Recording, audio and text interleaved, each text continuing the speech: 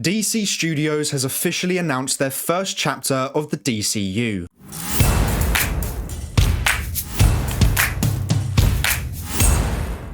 Hey everyone, welcome back to our movie news. James Gunn has officially announced the first chapter of the DCU, and there is a lot more than we thought.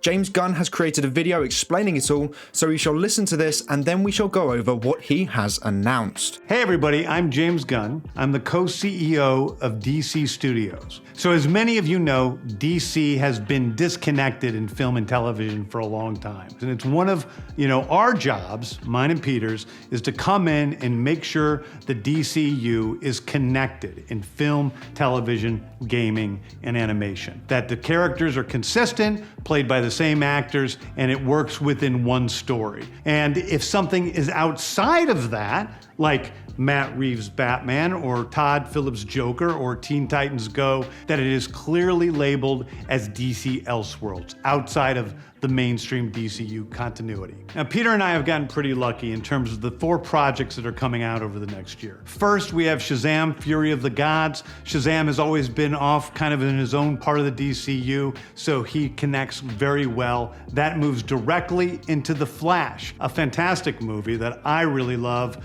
that resets the entire DC universe. Then to move into Blue Beetle, a fantastic film about a kid who's a marvelous part of the DCU, and then into Aquaman 2, which leads directly into our next few projects, which I'm going to tell you about now. So, Peter and I, along with a group of very talented writers, have started to map out an 8 to 10 year plan of what DC Studios will be in film, television, and gaming. This first chapter is called Gods and Monsters. Now this, what I'm about to tell you, is a part of the first chapter. It's not the entire first chapter. The first project is Creature Commandos.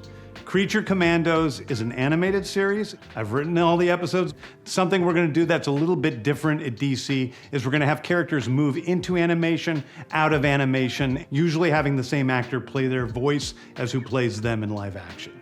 The next project up is Waller. This is a story of Amanda Waller, played by Viola Davis.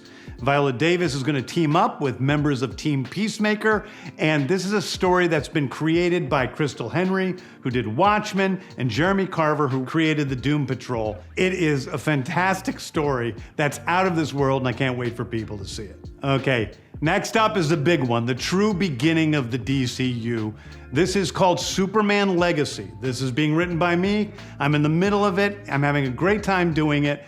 And Superman will be released into theaters July 11th, 2025. Okay, the next thing is a big premiere HBO television series called Lanterns. This is a story of a couple of Green Lanterns, John Stewart and Hal Jordan, and we have a few other Lanterns peppered in there, but this is really a terrestrial-based TV show, which is almost like True Detective with a couple of Green Lanterns who are space cops watching over Precinct Earth. In it, they discover a terrifying mystery that ties into our larger story of the DCU. Next is a big movie called The Authority. The Authority is a passion project of mine. It's based on the marvelous Wildstorm characters we are now bringing into the DCU and will interact with all of our primary DCU characters. The Authority are a group of superheroes who think the world is broken and they want to fix it by any means necessary. I think it's a very different look at superheroes. We're doing a television series called Paradise Lost.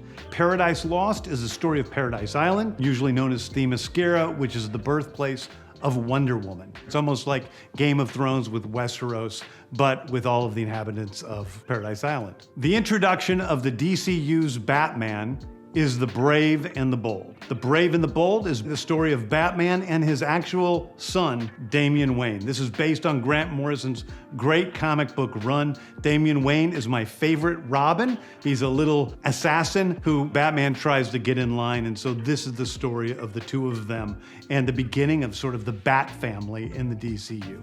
Next up is a TV series called Booster Gold. Booster Gold is one of comics' really popular cult heroes. He is a fascinating guy. He's a loser from the future who uses future technology to come back to present day and become a superhero so that people will love him. It is basically the superhero story of imposter syndrome on an HBO Max series. One of my favorite comic book series from last year was Tom King's run on Supergirl, Woman of Tomorrow. And so we're going to turn that into a big science fiction epic film. Now, Superman is a guy who was sent to Earth and raised by loving parents, whereas Supergirl in this story, she is a character who was raised on a chunk of Krypton. She watched everybody around her perish in some terrible way, so she's a much more jaded character. And that brings me to Swamp Thing, the last thing we're going to talk about, a very dark horror story in the origins of the monster who is Swamp Thing. And although it's totally outside of the rest of the DCU, it will still feed into the rest of the stories. Anyway, those are the stories that I can tell you about right now. I've loved the DC characters since I was a child. They're incredibly important to me. I knew that this was a once-in-a-lifetime opportunity to do something very different. One of the things that's very important for me in all of these movies and TV series is that the director's vision and the vision of the writers and all of the creators is unique and something special. Storytelling is always king. That's all that matters to us. And I want to be true to those stories. I want to be true to you guys and really give you something different than you've ever seen before. Anyway, thank you, everybody. I appreciate you watching. I hope this was exciting for you because it's really exciting for me. And I can't wait to start to dive into these stories with you guys on this grand adventure. Thank you so much.